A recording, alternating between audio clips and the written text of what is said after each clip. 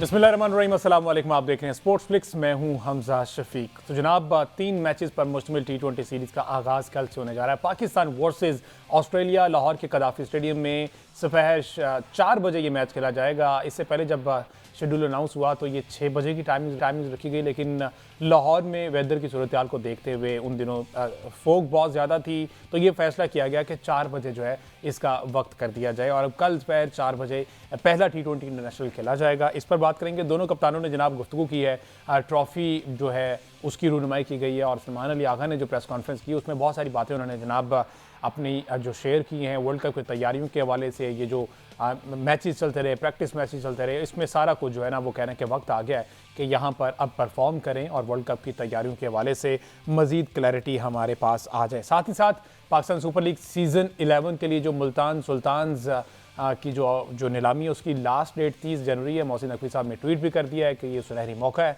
जो भी लेना चाहे आए, अच्छी बोली लगाए और ये टीम को ले जाए। मीनवाइल जेसन गिल्स्पी, याद होगा आपको कि पाकिस्तान रेड बॉल में इनकी शमूलियत हुई थी बतौर कोच, लेकिन फिर कोई मामला तय नहीं पाए तो इस वजह से उनको जो है वो स्टेप बैक करना पड़ा, वो वापस चले गए। बहुत सी तनकीद पाकिस्तान क्रिकेट बोर्ड पर उन्होंने की, एक दूसरे पर इल्ज़ामात लगाए गए, आकिब जावेद साहब के बारे में बहुत कुछ कहा गया, लेकिन अब वो दोबारा पाकिस्तान क्रिकेट में वापस आ रहे हैं। लेकिन अब वो हेड कोच होंगे जनाब, हैदराबाद की जो टीम ली है ना उसके हेड कोच उनके होंगे। साथ ही साथ जनाब इंडिया से भी अब बातें उठने लग गई हैं कि जनाब अना का मसला बनाकर पूरे वर्ल्ड कप को तबाह करने के दर पे है ये जैशा, इसको अब होश के नाखून लेने चाहिए। बांग्लादेश बायकॉट कर चुका, पाकिस्तान अगेंस्ट इंडिया बायकॉट की बातें सोच रहा है। इस सारी सूरत हाल पर जनाब वो फट पड़े हैं, उन्होंने आर्टिकल्स लिख दिए हैं और भी एक दो साफ़ी हैं जो ये बात कर रहे हैं, तो इस पर गौर व फिक्र करना होगा। इस सारी सूरत पर बात करेंगे। हमारे साथ मौजूद होंगे senior sports journalist Ahmed Saeed साहब, साथ ही साथ ज्वाइन करेंगे अहमद कुरैशी और इसके साथ साथ हमें ज्वाइन करेंगे Rehan Ahmad sahab. Welcome to all of you ji. Ahmad Saeed sahab, आगाज़ आपसे कर लेते हैं, मीनवेल ज़रा कंफर्म हो जाए कि हमारे साथ लाइन पे कौन कौन है। तो टीम T20 मैचेस हैं अहमद सईद साहब, जिसमें कल पहला मैच खेला जाना है। क्या तैयारी जो हमने देखी, प्रैक्टिस मैचेस देखे जिसमें बाबर आजम बड़े बड़े छक्के मार रहे थे, होपफुली अब वो ऑन डे कल भी इस तरह के हमें नज़ारे देखने को मिलेंगे, हाउसफुल होगा, क्राउड होगा और ये 3 T20 मैचेस जो है ना एक यादगार होने वाले हैं। जी बिल्कुल ऐसा ही है। पाकिस्तान और ऑस्ट्रेलिया के इस सीरीज़ का जो इम्पोर्टेंस है वो इसलिए भी ज़्यादा है कि वर्ल्ड कप से बिल्कुल पहले एक हफ्ता कबल जो है ये मैचेस हो रहे हैं और ऑस्ट्रेलिया एक ऐसा ओपोनेंट है कि जिसके खिलाफ मैच खेलने के बाद, जिसके खिलाफ मैचेस खेलाए जाने के बाद आपको असेस करने में आसानी होगी कि एक्चुअली हम कहाँ स्टैंड करते हैं। क्योंकि इससे पहले जो टीमें पाकिस्तान आई हैं जिनसे हमारे ज़्यादातर मैचेस हुए, जो हमारे हेड कोच माइक हेसन साहब ने गिनवा भी दिए कि हमने 21 में से 15 मैच जीते हैं, उनकी क्वालिटी जो है वो इस तरह की थी कि उनमें ज़्यादातर टीमें पाकिस्तान से लो रैंक की टीम थी। एक श्रीलंका की टीम के बारे में कहा जा सकता है कि चले वो पाकिस्तान के बराबर की टीम है, अगर पाकिस्तान से बहुत कमज़ोर नहीं है तो पाकिस्तान के बराबर की टीम यकीनन वो है। उसके अलावा हमने इंडिया से मैचेस खेले, 3 बार हम एशिया कप में हारे और कभी भी हमारा किसी थोड़ी सी स्ट्रॉन्ग अपोनेंट टीम के साथ मुकाबला हुआ तो हमने उस सीरीज़ में जो है वो शिकस्त दिखाई है। तो ये एक ऐसा टाइम है कि जिस पर पाकिस्तान की टीम अगर यहाँ पर परफॉर्म करती है, इस सीरीज़ को जीतने में कामयाब होती है, जिसके लिए हमारे ज़ाहिर है कि नए ख्वाहिशात भी उनके साथ हैं, तो ये एक मोरल बूस्टर होगा पाकिस्तान के लिए वर्ल्ड कप में जाने से पहले। और सलमान अली आगा की प्रेस कॉन्फ्रेंस का तज़किरा आपने किया तो उन्हें भी उसमें कहा कि हम कोशिश कर रहे हैं कि पिचेस हम ऐसी बनाएं जैसी पिचेस पर हमें श्रीलंका में जाकर खेलना है, तो कंडीशंस के अकॉर्डिंग भी तैयारी करने का अच्छा मौका मिलेगा, अपोनेंट भी अच्छी है। और पाकिस्तान की टीम के हवाले से भी अगर बात करें तो ये टीम हमें शेप में दिखाई देती है। लड़के, ये वो लड़के हैं जो काफ़ी अरसे से क्रिकेट खेलते हुए आ रहे हैं और ये वही लड़के हैं जो हमारी, जिन्हें कहा जा सकता है कि बेस्ट पिक हो सकते हैं इन तैयारियों के लिए। बाबर आजम और शाहीन शाह आफरीदी की आपने बात की है। यकीनन बाबर आजम एक ऐसा नाम है कि हम जितनी मर्जी उनकी गेम के ऊपर तनकीद कर लें, हम जितना मर्जी ये कह लें कि वो T20 का स्टाइल उनको सूट नहीं करता है, लेकिन बाबर आजम के नाम से बहरहाल आई बॉल्स तो आते हैं। लोग बाबर आजम को देखना चाहते हैं, लोग बाबर आजम को खेलते हुए देखना चाहते हैं। हम भी ये चाहते हैं कि वो खेलें, अच्छा परफॉर्म करें, पाकिस्तान को मैचेस जितवाएं, लेकिन जब तक वो मैचेस नहीं जितवाएंगे, जब तक वो ट्रॉफीज नहीं लेकर आएंगे, जब तक वो अच्छे बड़े इवेंट्स के अंदर परफॉर्मेंस नहीं दिखाएंगे, उस वक्त तक बाबर आजम भी अपनी लेगेसी क्रिएट करने में कामयाब नहीं होंगे। क्राउड के हवाले से आपने आखिरी बात की तो सलमान आगा ने भी इसकी उम्मीद दिलाई है कि लाहौर के क्राउड ने हमेशा कौम को जो है वो खुशी दी है, हमेशा फुल हाउस मिला है यहाँ पर, और हम ये ट्रस्ट कर सकते हैं लाहौर के क्राउड के ऊपर कि वो कल भी हमें फुल हाउस देंगे, क्योंकि ऑस्ट्रेलिया की टीम अपोनेंट है और पाकिस्तान के पास ये एक बहुत अच्छा मौका है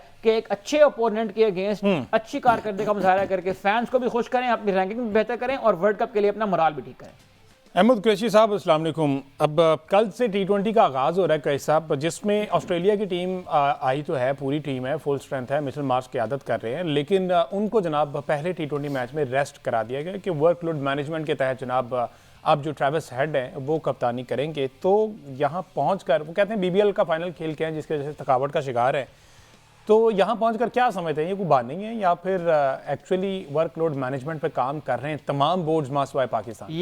हुजूर ये भी बता दीजिएगा कि अगर ये बहाने हैं तो वो डर किससे रहे हैं? हाँ।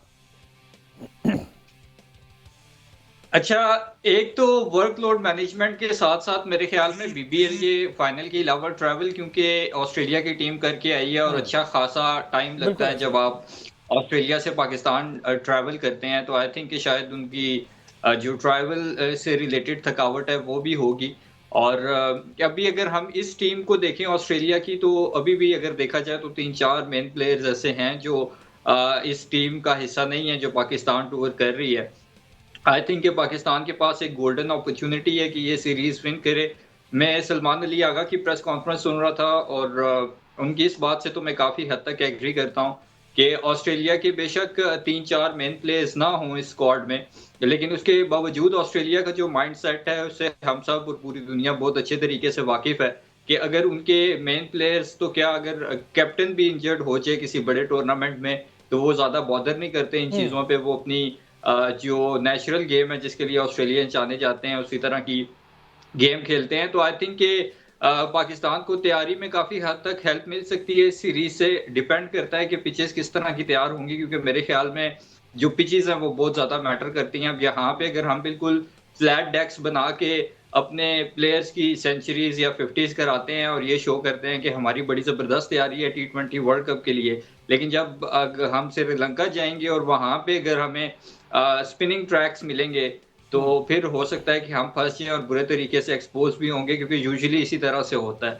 तो आई थिंक ये एक गोल्डन अपॉर्चुनिटी है ओवरऑल पाकिस्तान क्रिकेट टीम के लिए। बिल्कुल ठीक है, कि ऑस्ट्रेलिया को ये सीरीज हराए, और ये सीरीज जब हाई नोट पे एंड करेगी तो ऑटोमेटिकली हाई मोराल के साथ Pakistan cricket team T20 world cup के लिए जाएगी। और अहमद सईद साहब कोई सवाल कर रहे थे, वो अगर रिपीट कर दें तो मैं फिर जवाब उस पर फर्दर भी बात करते हैं। रेहान अहमद साहब भी हमारे साथ मौजूद है। रेहान साहब अस्सलाम वालेकुम। रेहान साहब, ये सीरीज होने जा रही है, मिचेल मार्श ने भी कहा प्रेस कॉन्फ्रेंस में कि जनाब टफ कंडीशंस होती हैं, होम साइड हमेशा फेवरेट होती है, प्लस उन्होंने कहा कि फास्ट बॉलिंग के हिसाब से ना पाकिस्तान का माजी बहुत शानदार रहा है। माजी की उन्होंने भी बात की है और अब उन्होंने शाहीन अफरीदी को इसी का सहारा देकर कह दिया कि वो भी जनाब बड़े अच्छे बॉलर हैं। तो माजी याद करते हैं तमाम के तमाम क्रिकेटर्स, हाल जो है जो मौजूदा है वो सबको पता है कि हालात माड़े हैं। क्या कहेंगे सर? बिल्कुल आपने सही कहा, हालात बिल्कुल माड़े हैं। नसीम शाह फुली फिट नहीं है, शाहीन शाह अफरीदी कमबैक कर रहे हैं। पाकिस्तान को अगर वसीम जूनियर को खिलाते हैं और वसीम जूनियर परफॉर्म करते हैं तो वो फिर सिलेक्टर्स के लिए हेडेक होगा, क्योंकि वो 16 अपनी स्क्वाड में तो है लेकिन वर्ल्ड कप के स्क्वाड में नहीं है। और पाकिस्तान को विकेटें ऐसी बनानी चाहिए इन 3 मैचों में जो बिल्कुल श्रीलंका के कंडीशंस के अकॉर्डिंगली हो। याद होगा जब इंग्लैंड की टीम आई थी पाकिस्तान 2024 में, तो हमने बड़ी स्पिनिंग ट्रैक बनाए थे। तो इतने ज्यादा स्पिनिंग ट्रैक्स बनाने की जरूरत नहीं है, लेकिन ऐसा ट्रैक हो जिसमें लो बाउंस हो, बॉल जरा रुक के आए, क्योंकि श्रीलंका की विकेटें जो है डबल पेस्ड है। आपने इंग्लैंड और श्रीलंका की जो है वनडे सीरीज देखी होगी, फिर दूसरा मैच जो हुआ कोलंबो में, उन्होंने कहा कि विकेट सब स्टैंडर्ड थी। तो श्रीलंका में हमें जो है ना डबल पेस विकेट मिलेंगी। विकेट्स हाई स्कोरिंग मैच के लिए बिल्कुल ना बनाए, क्राउड पुल करने के लिए बिल्कुल ना बनाए। क्राउड आएगा इंशाल्लाह लाहौर का। अब हमेशा से पाकिस्तान का जो क्राउड है वो क्रिकेट स्टाफ रहा है पिछले कई सालों में। तो ऑस्ट्रेलिया एक अपनी ऑलमोस्ट फुल स्ट्रेंथ टीम के साथ आ रहा है। ये टीम भी बिल्कुल ऑस्ट्रेलिया की माड़ी नहीं है, ठीक है, 3-4 प्लेयर्स मिसिंग जरूर हैं। ऑस्ट्रेलिया एक बड़ी रेजिलियंट और बड़ी हार्ड फॉट टीम है, उसकी मेंटालिटी विनिंग मेंटालिटी है। ऑस्ट्रेलिया जो है हमेशा टफ टाइम देता है, तो पाकिस्तान को चाहिए कि अपना कॉम्बिनेशन ट्राई करे। पाकिस्तान को अपना वो विकेट कीपर खिलाना चाहिए जिसने वर्ल्ड कप में जाना है, और अपने ओपनिंग से लेकर मिडिल ऑर्डर तक के बैट्समैन का जो ऑर्डर उसको सेट करे, ताकि ये ना हो कि वर्ल्ड कप में जाके बिल्कुल ठीक है कि ये गोल्डन अपॉर्चुनिटी है, यहाँ पर सारे जो है वो ट्रायल कर लिए जाएं। ये 3 T20 मैच जो है ना ये बेस प्रोवाइड करेंगे, इसमें जो परफॉर्म कर गया उसका टिकट कट जाएगा जनाब वर्ल्ड कप। तो 17 अपनी स्क्वाड जो अनाउंस हो चुका है। वसीम जूनियर वाली बात बड़ी इंपॉर्टेंट कही कि अगर उनको वर्ल्ड कप के स्क्वाड में नहीं रखना तो इसका मतलब डेफिनेटली वो इन T20 मैचेस में भी नहीं खेलेंगे, क्योंकि अगर वो परफॉर्म कर गए तो फिर सवालिया निशान है कि जनाब इनको वर्ल्ड कप के स्क्वाड में क्यों नहीं रखा। एक ब्रेक लेते हैं, मुझे ब्रेक लेना, वापस आते हैं तो फिर इसको डिस्कस करते हैं। Stay with us.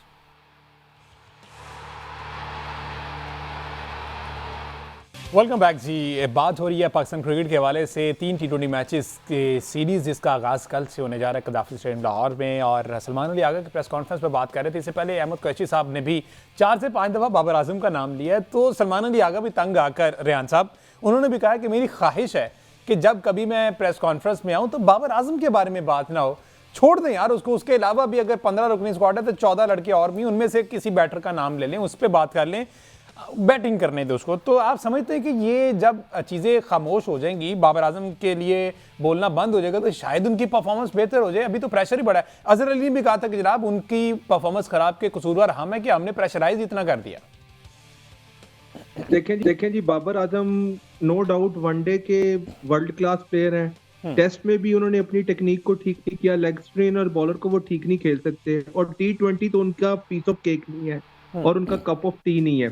T20 में आपको पावर स्ट्राइकिंग चाहिए। आप इंडिया की बैटिंग लाइनअप देख लें, 1 से 8 तक आपको 6 हिटर्स मिलेंगे। बाबर आजम ने या तो अपनी पावर हिटिंग को डेवलप किया होता तो उनके ऊपर क्रिटिसिज्म ना होता। हम बाबर आजम के बिल्कुल अगेंस्ट नहीं है। अगर आपके 15 से ही सिलेक्ट नहीं होंगे, 15 में आपका वो मेन बैटर है, तो इसका मतलब है बाबर आजम खेलेगा मैच। 120 बॉल्स का मैच होता है T20 का। अगर उस पर एक बैट्समैन 40 से 50 बॉलें खेल कर अगर 50 रन बनाता है तो वो टीम को डैमेज करता है। और बाबर आजम का जो स्ट्राइक रेट है वो 120, 117 इफ आई रिकॉल, तो ये 120, 117 वाली गेम नहीं रहेगी। सर 127 स्ट्राइक रेट है बाबर आजम का। इतना ही स्ट्राइक रेट है बाबर आजम का। तो बात कहने की ये है कि बाबर आजम जो है वो टीम के लिए एसेट उस वक्त होंगे जब उनका स्ट्राइक रेट 160 प्लस 170, और वो ना सिर्फ एंकर करें बल्कि पावर हिटिंग भी करें और फिनिश करें गेम को। उनसे ज्यादा पावर हिटिंग तो रिजवान करते थे, रिजवान को तो आपने टीम से बाहर कर दिया। इस अगर आपने मेरिट पे बात करनी है तो रिजवान की जगह भी बनती है बाबर आजम के साथ, लेकिन वो ठीक है, रिजवान को भी आपने ठीक बाहर बिठाया, हारिस रऊफ को भी ठीक बाहर बिठाया है, और बाबर आजम को भी बाहर बैठना चाहिए था। इस तरह रिप्लेस करने के लिए आपके पास अब्दुल समद थे मिडल ऑर्डर में, अब्बास खान अफरीदी, इरफान खान नियाजी। पावर हिटर्स की बात करते हैं, T20 में पाकिस्तान को कोई ना कोई वेरिएशन लेके आनी चाहिए थी। और माइक हसन जो हमारे नए कोच हैं, उनको भी और आकिब जावेद को सर जोड़ के बैठना चाहिए था कि बाबर आजम एंकर करने नहीं जा रहे, T20 में स्कोर होगा, यानी कि विकेटें हो सकता है उतनी फ्लैट ना हो जितनी इंडिया में है, लेकिन इतना स्कोर तो होगा ना, कम से कम 180, 190। और बाबर आजम मुझे और रिजवान जब ओपन भी करते थे तो हम 150, मुझे याद है 2022 के वर्ल्ड कप के फाइनल में हम चेस करते हुए रिजवान और बाबर आजम ने इतनी डॉट बॉल्स खेली थी, हम लोग ये मैच हार गए थे। तो कहने की बात यह है कि बाबर आजम जो है वो T20 फॉर्मेट के प्लेयर ही नहीं है, और बाबर आजम को ग्रेसफुली खुद इस बात को सोचना चाहिए कि वो नाकदीन को इस बात का मौका ही ना दे, क्योंकि जिस तरह स्टीव वॉ के याद होगा ऑस्ट्रेलिया ने वनडे से बाहर कर दिया था। स्टीव वॉ वनडे का वन ऑफ द ग्रेट्स था, वर्ल्ड कप जीता हुआ था, लेकिन वहां पे टीम को देखा गया, टीम कॉम्बिनेशन को देखा गया कि स्टीव वॉ की जगह नहीं बनती, तो स्टीव वॉ को 2003 के वर्ल्ड कप से बाहर कर दिया गया। हालांकि स्टीव वॉ ने ऑस्ट्रेलिया को ना सिर्फ as a captain, as a player 87 में वर्ल्ड कप जिताया था। बिल्कुल, तो ये प्लेयर को खुद भी चाहिए। अहमद सईद साहब, रेहान साहब कह रहे हैं कि प्लेयर को इतनी वो शो करनी चाहिए कि जनाब मेरे से परफॉर्म नहीं हो रहा तो मैं बाहर हो जाता हूँ। स्टीव वॉ की एग्जांपल उन्होंने दे दी के साथ ये जो बहुत अच्छी एग्जांपल कोट कर दी कि स्टीव वॉ को मिस किया, लेकिन उनकी जगह पर आने वाले भी एंड्रयू साइमंड थे। यहाँ पर आपके पास ना रिप्लेस करने के लिए एंड्रयू साइमंड पड़ा नहीं हुआ पीछे। मसला ये है कि बाबर आजम को निकाल के भी आपने टीम चलाकर देखने की कोशिश की है, टीम नहीं चली। अब जहां पर कंडीशन सूट करती हैं वहां पर बाबर आजम खिलाने में कोई हर्ज नहीं है, पहली बात। दूसरी बात यह है कि ये जो बातें होती हैं ना कि ये उस फॉर्मेट का प्लेयर नहीं है, ये उस फॉर्मेट का प्लेयर है, ये उन कंट्रीज में होती है जहां पर सैंपल साइज बहुत बड़ा हो। हमने कल भी इसके ऊपर बात की है कि पिछले 3-4 सालों में आपको डोमेस्टिक क्रिकेट ने कोई टैलेंट दिया। खुदा करके एक कायदम ट्रॉफी हुई है और अंडर 19 का आपका कोई सेटअप बनना शुरू हुआ है, 2-4 प्लेयर आपकी नजर में आए हैं। तो ये जो पिछले 4 सालों में आपने बोया है ना, अब वो काटने का वक्त है। बाबर आजम को आप खिला नहीं रहे, बाबर आजम को आपको खिलाना पड़ रहा है। ये दो मुख्तलिफ सिचुएशंस हैं।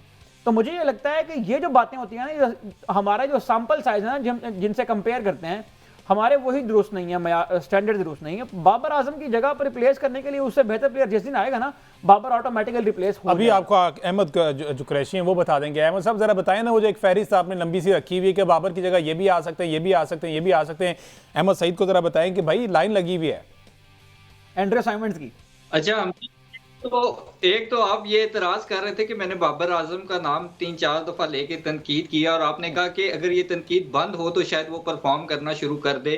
आप ये भी कह सकते थे कि अगर वो परफॉर्म करना शुरू कर दे तो ये तनकीद ऑटोमेटिकली बंद हो जाएगी।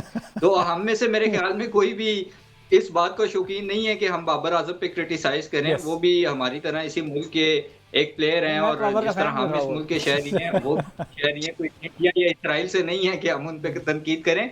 लेकिन बाबर से एक्सपेक्टेशन लेवल इतना है कि वो उन एक्सपेक्टेशंस पे अनफॉर्चुनेटली नहीं पूरा हो पा रहे। अब अहमद सईद साहब ने बड़ी इंटरेस्टिंग बात की है कि सैंपल साइज हमारा छोटा है। आबादी हमारी बाकी मुल्कों से शायद 3-4 गुना ज्यादा है, लेकिन सैंपल साइज क्यों छोटा है? उस सैंपल साइज पे काम किसने करना है? मैंने, आपने, अहमद सईद साहब ने या बाकी किसी ने तो नहीं करना। जो स्टेक होल्डर्स हैं, जो पीसीबी में बैठे हुए हैं, और पीसीबी पे मैं ये कहूंगा बल्कि बैठे हुए भी नहीं है, जो मुसल्लत हुए हुए हैं, उन लोगों का काम है सैंपल साइज को इंक्रीज करना, टैलेंट को सामने लेके आना। अब आपने यहाँ पे इन्होंने एक बड़ी जबरदस्त बात की कि जी या रिजवान की जगह होनी चाहिए थी। अब आप मुझे दिल पे हाथ रख के ईमान से बताएं, एक तरफ उस्मान खान है और एक तरफ मोहम्मद रिजवान है, तो मेरे ख्याल में मोहम्मद रिजवान उस्मान खान से लाख दर्जे बेहतर है। बिल्कुल आपने ठीक है। बात की अब्दुल समद की, मैं बात करता हूँ इरफान खान नियाजी, वो इस टीम का हिस्सा हो सकते थे, और आपके पास बहुत सारे ऐसे प्लेयर्स बिल्कुल हैं ऐसे कि नाम है। जिनको बिल्कुल आप ये देखें- ये फहरिस्त अहमद साहब इंतहाई माजरत, वक्त जो है वो खत्म हो गया। ये एग्जाम्पल, ये पूरा जो है ना अगले शो में आपसे लेंगे, और डेफिनेटली बहुत से ऐसे नाम हैं जो बाबर को रिप्लेस कर सकते हैं, लेकिन कंडीशन के अकॉर्डिंग बाबर को सिलेक्ट किया गया है। इस पर फर्दर भी बात करते रहेंगे। मुझे इजाजत, अल्लाह हाफिज़।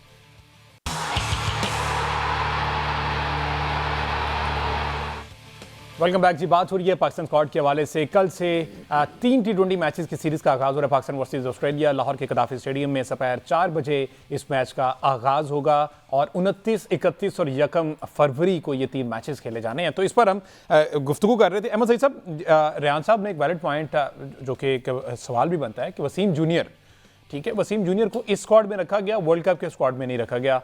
कमोबेश वही स्क्वाड है जो इसमें है, एक आधी तब्दीली के बाद जो है वर्ल्ड कप का 17 रुकनी स्क्वाड अनाउंस कर दिया गया। तो फिर डेफिनेटली वो इन 3 मैचेस में भी उनको मौका नहीं मिलेगा, क्योंकि अगर मौका मिला तो वो परफॉर्म ऑलरेडी कर रहे हैं, दोबारा भी कर गए, तो फिर क्वेश्चन मार्क तो बनेगा ना। देखें, लॉजिक तो यकीन यही बनती है कि आप उन लड़कों को खिलाएं जिन्हें वर्ल्ड कप में जाकर खेलना है, आप अपना कॉम्बिनेशन ट्राई करें। वसीम जूनियर के बारे में कुछ इंजरी की इतलात भी हैं कि उनको इंजरी हो गई है, जिसकी वजह से वो स्क्वाड के साथ नहीं हो गई है जा या पाए। करवा दी गई है? लेकिन इस हवाले से भी पीसीबी का रिकॉर्ड तो बहुत ताबनाक है, जाहिर है। और माइक हेसन साहब से जब प्रेस कॉन्फ्रेंस में सवाल पूछा गया तो उन्हें इसकी काफ़ी लंबी तौजीह पेश की। उन्होंने कहा कि हमारे पास 15 की स्लॉट थी, 15 प्लेयर हमने लेकर जाने थे, और श्रीलंका की चूंकि कंडीशन है तो हम वहाँ पर 4 या 5 फास्ट बॉलर्स को ऑप्ट नहीं कर सकते थे। हमें 3 फास्ट बॉलर रखने हैं ज़्यादा से ज़्यादा, और वो हमने 3 फास्ट बॉलर जो है वो चूज़ किए हैं, सलमान मिर्जा, नसीम शाह और शाहीन शाह अफरीदी। क्योंकि शाहीन शाह अफरीदी जो है वो प्रीमियम फास्ट बॉलर हैं, और नसीम शाह जो है वो उनके साथ उनकी जोड़ी अच्छी बनती है, और सलमान मिर्जा जो है वो परफॉर्म करते आ रहे हैं पिछले काफ़ी अरसे से, तो उनको ड्रॉप नहीं किया जा सकता था। ठीक है। माइक हेसन साहब ने साथ ये भी बताया कि ये जो फास्ट बॉलर्स की लिस्ट है उसमें जा रहा है अगले नंबर पे तो हारिस रऊफ आते हैं ना, उसके बाद फिर वसीम जूनियर आते हैं, तो उन्होंने हारिस रऊफ को भी पिक नहीं किया, इसलिए कि उनका ये ख्याल है कि श्रीलंकाई कंडीशंस के अंदर हमें हारिस रऊफ की ज़रूरत नहीं है, हमें इन 3 फास्ट बॉलर्स की ज़रूरत है। लेकिन सवाल ये है कि इन 3 फास्ट बॉलर्स की भी अगर आप परफॉर्मेंस को छोड़ दें, उनके फिटनेस अगर आप देखें, उनके अगर आप स्पीड्स को देखें, तो ये सारे सेम स्पीड के ऊपर बॉलिंग करते हैं। शाहीन शाह अफरीदी की वो लीथल स्पीड जो है वो अब नहीं रही है, जिससे वो नए बॉल से आकर बैट्समैन को तंग करते थे, उनकी स्पीड भी गिर गई है। और ये हाफ फिट का जो पॉइंट रेज किया अभी रेहान साहब ने, उसकी वजह से इनको खिला कर जाहिर है कि अभी इनकी स्पीड के ऊपर भी जो है वो कॉम्प्रोमाइज़ हो चुका है।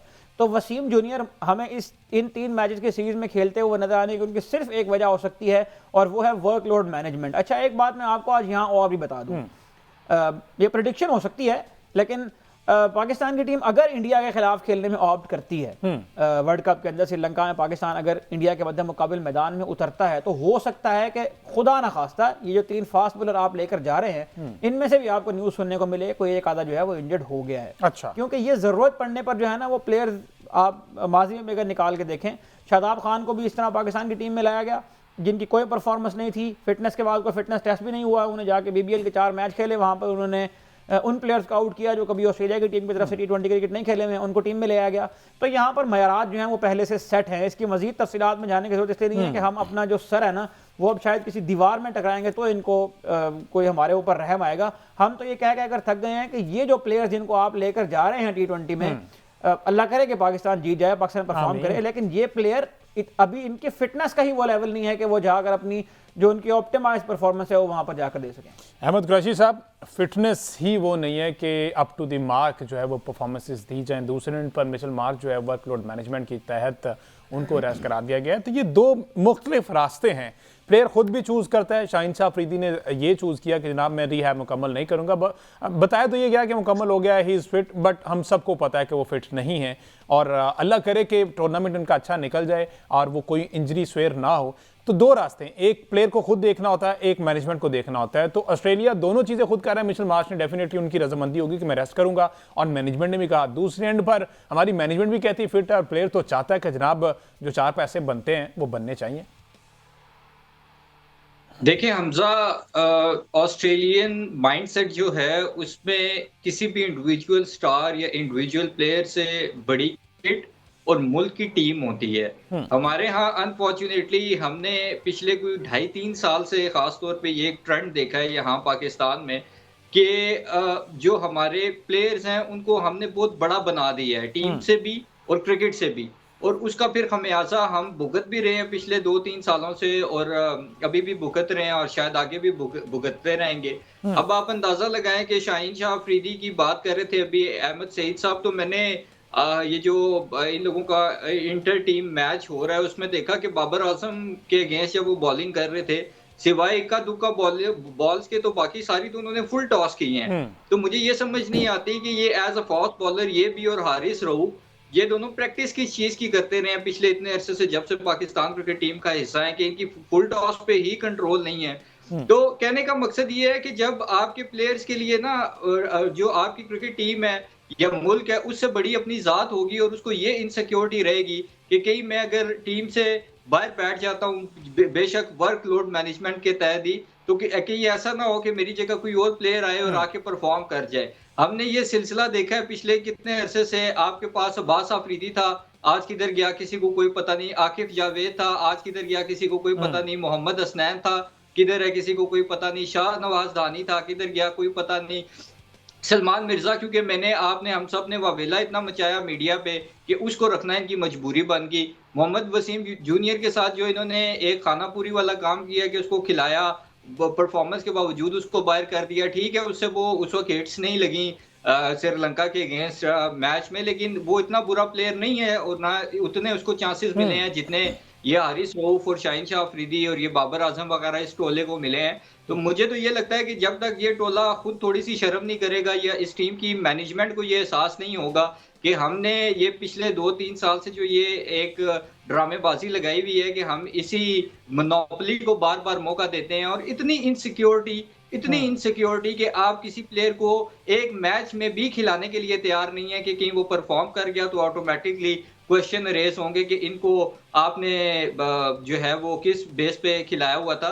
तो आई थिंक अभी तो मैं बड़ा हैरान हूँ कि ये मौजा किस तरह हो गया कि हारिस रऊफ को इन्होंने बिठा लिया है। बहुत सारे लोग कह रहे हैं कि बीबीएल में उसने बड़ी अच्छी परफॉर्मेंस दिखाई है, लेकिन इन पिचेस पे जो हारिस रऊफ का हाल हुआ है और होता रहा है पिछले कुछ अरसे में, वो आपके भी सामने है और मेरे भी सामने है।